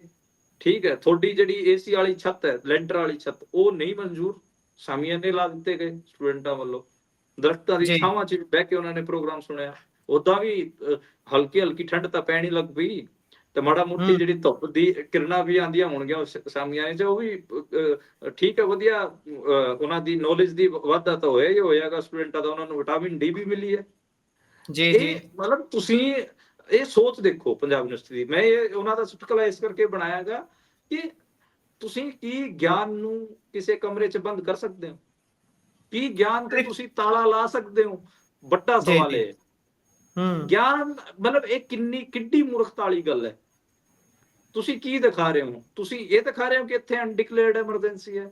ਤੁਸੀਂ ਇਹ ਦਿਖਾ ਰਹੇ ਹੋ ਕਿ ਇੱਥੇ ਜਿਹੜੇ ਸਿੱਖ ਇੰਟੈਲੈਕਚੁਅਲ ਹੈਗੇ ਆ ਉਹ ਆਪਣੀ ਗੱਲ ਨਹੀਂ ਰੱਖ ਸਕਦੇ? ਕੀ ਦਿਖਾਣਾ ਚਾਹ ਰਹੇ ਹੋ ਤੁਸੀਂ? ਜਦ ਜੀ। ਇੱਕ ਹੋਰ ਗੱਲ ਹੈ ਨਾ, ਕ੍ਰਿਟੀਕਲ ਥਿੰਕਿੰਗ ਤੋਂ ਸ਼ਾਇਦ ਇੰਸਟੀਚਿਊਟਸ ਨੂੰ ਡਰ ਲੱਗਣ ਲੱਗ ਗਿਆ। ਬੇਸ਼ੱਕ ਉਹ ਕਿਸੇ ਵੀ ਕਿਸਮ ਦੇ ਅਦਾਰੇ ਨੇ, ਉਹ ਅੱਜ ਕੱਲ੍ਹ ਡਰਦੇ ਨੇ ਕ੍ਰਿਟੀਕਲ ਥਿੰਕਿੰਗ ਤੋਂ। ਜੇਕਰ ਕ੍ਰਿਟੀਕਲ ਸੋਚਦਾ ਕੋਈ, ਥਿੰਕ ਕਰਦਾ, ਤਾਂ ਉਹ ਤੋਂ ਆਟੋਮੈਟਿਕਲੀ ਪਾਸਾ ਵੱਟਦੇ ਨੇ ਸਾਰੇ। ਬਿਲਕੁਲ, ਇਹ ਤਾਂ ਆਪਾਂ ਨੂੰ ਦੇਖਣ ਨੂੰ ਮਿਲ ਹੀ ਰਿਹਾ ਗਾ ਕਿ ਜਿਹੜੇ ਵੀ ਆਪਣੇ ਲੋਕਾਂ ਦੀਆਂ ਸੋਚ 'ਚ ਵਾਧਾ ਕਰਨ ਵਾਲੇ ਥੋਟ ਨੇ, ਵਿਚਾਰ ਨੇ, ਜਿਹੜੇ ਕਿ ਸੱਤਾ ਵਾਸਤੇ ਅਨਈਜੀ ਕਰਨ ਵਾਲੇ ਥੋਟ ਨੇ, ਉਹਨਾਂ ਨੂੰ ਦਬਾਉਣ ਦੀ ਕੋਸ਼ਿਸ਼ ਤਾਂ ਪੂਰੀ ਚੱਲਦੀ ਹੈ। ਉਹ ਵੀ ਦਬਾਉਣ ਦੀ ਕੋਸ਼ਿਸ਼ ਸੀ, ਪਰ ਇਹ ਤਾਂ ਪੂਰੇ ਪੰਜਾਬ 'ਚ, ਮਤਲਬ ਪਹਿਲਾਂ ਇਹ ਸਿਰਫ ਸ਼ਾਇਦ ਪੰਜਾਬ ਯੂਨੀਵਰਸਿਟੀ ਦੇ ਸਟੂਡੈਂਟਾਂ ਤੱਕ ਮਹਿਦੂਦ ਰਹਿ ਜਾਂਦਾ, ਪਰ ਹੁਣ ਤਾਂ ਇਹ ਪੂਰੇ ਪੰਜਾਬ 'ਚ ਫੈਲਿਆ ਗਿਆ। ਪੂਰੇ ਪੰਜਾਬ 'ਚ ਇਸ ਬਾਰੇ ਚਰਚਾ ਹੋ ਗਈ ਹੈ। ਜੀ। ਇਸ ਤੋਂ ਅਗਲੀ ਖਬਰ ਵੱਲ ਵਧੀਏ ਤਾਂ ਉਧਰ ਰਾਜਵੀਰ ਜਵੰਦਾ ਦੇ ਡੈਥ ਕੇਸ ਮਾਮਲੇ ਦੇ ਵਿੱਚ ਹਾਈ ਕੋਰਟ ਨੇ ਪੰਜਾਬ, ਚੰਡੀਗੜ੍ਹ ਸਮੇਤ ਕੇਂਦਰ ਸਰਕਾਰ ਨੂੰ ਵੀ ਨੋਟਿਸ ਜਾਰੀ ਕੀਤਾ ਹੈ। ਕੀ ਹੈ ਜੀ ਇਹ ਸਾਰਾ ਮਾਜਰਾ, ਨੋਟਿਸ ਕਿਸ ਚੀਜ਼ ਨੂੰ ਲੈ ਕੇ? ਇੱਕ ਤਾਂ ਉਹਨਾਂ ਨੂੰ ਦੇਖੋ, ਇਹਦੇ 'ਚ ਦੋ ਤਿੰਨ ਗੱਲਾਂ ਨੇ, ਮੈਂ ਛੇਤੀ ਕਿਉਂਕਿ ਟਾਈਮ ਘੱਟ ਹੈ, ਛੇਤੀ ਦੱਸ ਦਿੰਦਾ। ਇੱਕ ਉਹਨਾਂ ਨੂੰ ਜਿਹੜਾ ਮੌਕੇ ਤੇ ਜਿਹੜੀ ਏਡ ਮਿਲਣੀ ਚਾਹੀਦੀ ਸੀ, ਜਿਹੜੀ ਸਵਾਸਥ ਸਹਾਇਤਾ ਮਿਲਣੀ ਚਾਹੀਦੀ ਸੀ, ਉਹ ਨਹੀਂ ਮਿਲੀ। ਤੇ ਇੱਕ ਤਾਂ ਉਹ ਚੱਕਰ ਹੈ ਜੀ। ਦੂਜਾ ਮਤਲਬ ਇਹ ਵੀ ਹੈ ਕਿ ਜਿਹੜੇ ਅਵਾਰਾ ਪਸ਼ੂ ਨੇ, ਜਦੋਂ ਉਹਨਾਂ ਦਾ ਸੈਸ ਵਸੂਲਿਆ ਜਾ ਰਿਹਾ ਹੈਗਾ, ਫਿਰ ਉਹਨਾਂ ਤੇ ਕੋਈ ਕਿਉਂ ਨਹੀਂ। ਤੇ ਇਹ ਦੋ ਤਿੰਨ ਮਾਮਲੇ ਨੇ ਉਹਦੇ ਤੇ ਉਹਨਾਂ ਨੂੰ ਜਿਹੜਾ ਪ੍ਰਾਥਮਿਕ ਉਪਚਾਰ ਮਿਲਣਾ ਚਾਹੀਦਾ ਸੀਗਾ, ਜਿਹੜੀ ਪਹਿਲੇ ਚੱਟੇ ਹੀ ਉਹਨਾਂ ਨੂੰ ਜਿਹੜੀ ਮੈਡੀਕਲ ਏਡ ਮਿਲਣੀ ਚਾਹੀਦੀ ਸੀ, ਉਹ ਨਹੀਂ ਮਿਲੀ। ਤਾਂ ਇਹ ਕੁਝ ਚੀਜ਼ਾਂ ਨੇ ਜਿਹਨੂੰ ਲੈ ਕੇ ਇਹ ਲਗਾਈ ਗਈ ਸੀਗੀ ਪਟੀਸ਼ਨ। ਤੇ ਦੇਖਦੇ ਹਾਂ ਇਹਦਾ ਕੀ ਮਤਲਬ ਅੱਗੇ ਕਿਸ ਵੱਲ ਵੱਧਦਾ ਹੈਗਾ। ਜੀ, ਦੇਖਣ ਵਾਲੀ ਗੱਲ ਜ਼ਰੂਰ ਹੋਊਗੀ। ਉਧਰ ਜਲੰਧਰ 'ਚ 800 ਮਕਾਨ ਸਿੱਟੇ ਜਾਣਗੇ, ਢਾਏ ਜਾਣਗੇ, ਕਿਉਂ ਜੀ? ਹਾਂਜੀ, ਇਹਦੇ 'ਚ ਦੇਖੋ, ਪਾਵਰਕੌਮ ਦੇ ਅਧਿਕਾਰੀਆਂ ਨੇ ਕਿਹਾ ਕਿ ਇਹ ਜ਼ਮੀਨ ਕਬਜ਼ੇ ਵਾਲੀ, ਤੇ 800 ਪਰਿਵਾਰਾਂ ਨੂੰ ਇੱਥੋਂ ਬੇਦਖਲ ਕਰਨ ਦੀ ਗੱਲ ਆਈ ਹੈ, ਤੇ ਉਹਨਾਂ ਦੇ ਘਰ ਢਾਉਣ ਦੀ ਗੱਲ ਆਈ ਹੈ। 65 ਏਕੜ ਜ਼ਮੀਨ ਹੈ ਜੀ, ਤੇ ਅੰਬੇਡਕਰ ਨਗਰ ਇਹ ਥਾਂ ਹੈ। ਜ਼ਿਆਦਾਤਰ ਆਪਾਂ ਨੂੰ ਪਤਾ ਹੈ ਕਿ ਦਲਿਤ ਪਰਿਵਾਰ ਨੇ, ਤੇ ਇਹ ਸਾਰੇ ਉਹ ਪਰਿਵਾਰ ਵੀ ਨੇ ਜਿਹੜੇ ਕਿ ਪਾਕਿਸਤਾਨੀ ਪੰਜਾਬ ਤੋਂ ਇੰਡੀਆ, ਜਿਹੜਾ ਇਹ ਪੰਜਾਬ ਹੈ, ਇੱਧਰਲਾ ਪੰਜਾਬ ਹੈ, ਇੱਧਰ ਆਏ ਸੀਗੇ। ਤੇ ਉਹ ਸਾਰੇ ਵਿਚਾਰੇ ਮਤਲਬ ਪਰੇਸ਼ਾਨ ਨੇ ਇਸ ਟਾਈਮ। ਬਾਕੀ ਤੁਹਾਡੇ ਇਲਾਕੇ ਦੀ ਗੱਲ ਹੈ, ਮੰਦਿਰ ਤੋਂ ਲੈ ਕੇ, ਗੁਰਦੁਆਰੇ ਤੋਂ ਲੈ ਕੇ ਲੋਕਾਂ ਦੇ ਘਰਾਂ ਤੱਕ ਸਾਰਾ ਕੁਝ ਹੀ ਢਾਇਆ ਜਾਊਗਾ। ਪਾਵਰਕੌਮ ਦੇ ਜਿਹੜੇ ਅਧਿਕਾਰੀ ਨੇ, ਉਹ ਕੋਰਟ ਤੋਂ ਇਸ ਤੇ ਫੈਸਲਾ ਲੈ ਕੇ ਆਏ ਜੀ। ਉਧਰ ਅੰਮ੍ਰਿਤਸਰ ਦੇ ਵਿੱਚ 66% ਘਟ ਗਈ ਹੈ ਪਰਾਲੀ ਜਲਾਉਣ ਦੀਆਂ ਘਟਨਾਵਾਂ। ਹਾਂਜੀ, ਇੱਕ ਸਰਵੇ ਆਇਆਗਾ, ਇਹਦੇ 'ਚ ਪਿਛਲੇ ਸਾਲ ਦੇ ਮੁਕਾਬਲੇ 66% ਇਸ ਵਾਰ ਪਰਾਲੀ ਪੰਜਾਬ 'ਚ ਘਟ ਜਲੀ ਹੈ, ਖਾਸ ਕਰ ਅੰਮ੍ਰਿਤਸਰ ਇਲਾਕੇ 'ਚ। ਲੇਕਿਨ ਆਪਾਂ ਦੇਖ ਰਹੇ ਹਾਂ ਕਿ ਲਗਾਤਾਰ ਜਿਹੜੀ ਨੈਸ਼ਨਲ ਮੀਡੀਆ ਹੈ, ANI ਵਗੈਰਾ, ਉਹ ਸਾਰੇ ਪੰਜਾਬ ਦੇ ਖੇਤਾਂ 'ਚ ਅੱਗ ਦਿਖਾ ਰਹੇ ਨੇ। ਦੇਖੋ, ਪੰਜਾਬ ਦੇ ਖੇਤਾਂ 'ਚ ਅੱਗ ਬਲ ਰਹੀ ਹੈ, ਇਸ ਕਰਕੇ ਹੀ ਦਿੱਲੀ ਦਾ ਮੌਸਮ ਖਰਾਬ ਹੋ ਰਿਹਾ ਹੈਗਾ। ਉਹਦੇ ਬਾਰੇ ਆਪਾਂ ਪਹਿਲਾਂ ਵੀ ਗੱਲ ਕਰ ਚੁੱਕੇ ਹਾਂ ਕਿ ਪਤਾ ਨਹੀਂ ਪੰਜਾਬ ਦਾ ਧੂੰਆਂ ਦਿੱਲੀ ਤੱਕ ਹੀ ਕਿਉਂ ਪਹੁੰਚਦਾ ਹੈਗਾ, ਤੇ ਦਿੱਲੀ ਜਾ ਕੇ ਖੜਾ ਕਿਉਂ ਜਾਂਦਾ ਹੈਗਾ, ਉੱਥੇ ਚੌਕੜੀ ਮਾਰ ਕੇ ਕਿਉਂ ਬਹਿ ਜਾਂਦਾ ਹੈਗਾ। ਇਹ ਮੈਨੂੰ ਸਮਝ ਨਹੀਂ ਆਈ। ਇਹ ਖਬਰ ਵੀ ਆਪਾਂ ਇਸੇ ਕਰਕੇ ਕੈਰੀ ਕੀਤੀ ਕਿ ਦੇਖੋ 66% ਤੱਕ ਜਿਹੜਾ ਇਸ ਵਾਰ ਪਰਾਲੀ ਹੈ ਉਹ ਘਟ ਜਲਾਈ ਗਈ ਹੈ। ਫਿਰ ਵੀ ਦਿੱਲੀ ਦੇ ਸਾਰੇ ਪ੍ਰਦੂਸ਼ਣ ਦੀ, ਜਿਹੜੇ ਦੀਵਾਲੀ ਦੇ ਪਟਾਖਿਆਂ ਨਾਲ ਕਰਕੇ ਹੋਇਆਗਾ, ਜਾਂ ਉੱਥੋਂ ਦੀ ਗੱਡੀਆਂ ਕਰਕੇ, ਉੱਥੋਂ ਦੀ ਇੰਡਸਟਰੀ ਕਰਕੇ ਹੋਇਆਗਾ, ਉਹਦਾ ਸਾਰਾ ਇਲਜ਼ਾਮ ਪੰਜਾਬ ਦੇ ਕਿਸਾਨਾਂ ਤੇ ਲਾਇਆ ਜਾ ਰਿਹਾ। ਇਸੇ ਦੇ ਨਾਲ ਪ੍ਰੋਗਰਾਮ ਦਾ ਸਮਾਂ ਇੱਥੇ ਸਮਾਪਤ ਹੁੰਦਾ। ਤੁਸੀਂ ਜੁੜੇ ਜਾਣਕਾਰੀਆਂ ਸਾਂਝੀਆਂ ਕੀਤੀਆਂ, ਬਹੁਤ ਬਹੁਤ ਧੰਨਵਾਦ ਜੀ। ਧੰਨਵਾਦ। ਸਤਿ ਸ਼੍ਰੀ ਅਕਾਲ। ਸਤਿ ਸ਼੍ਰੀ ਅਕਾਲ।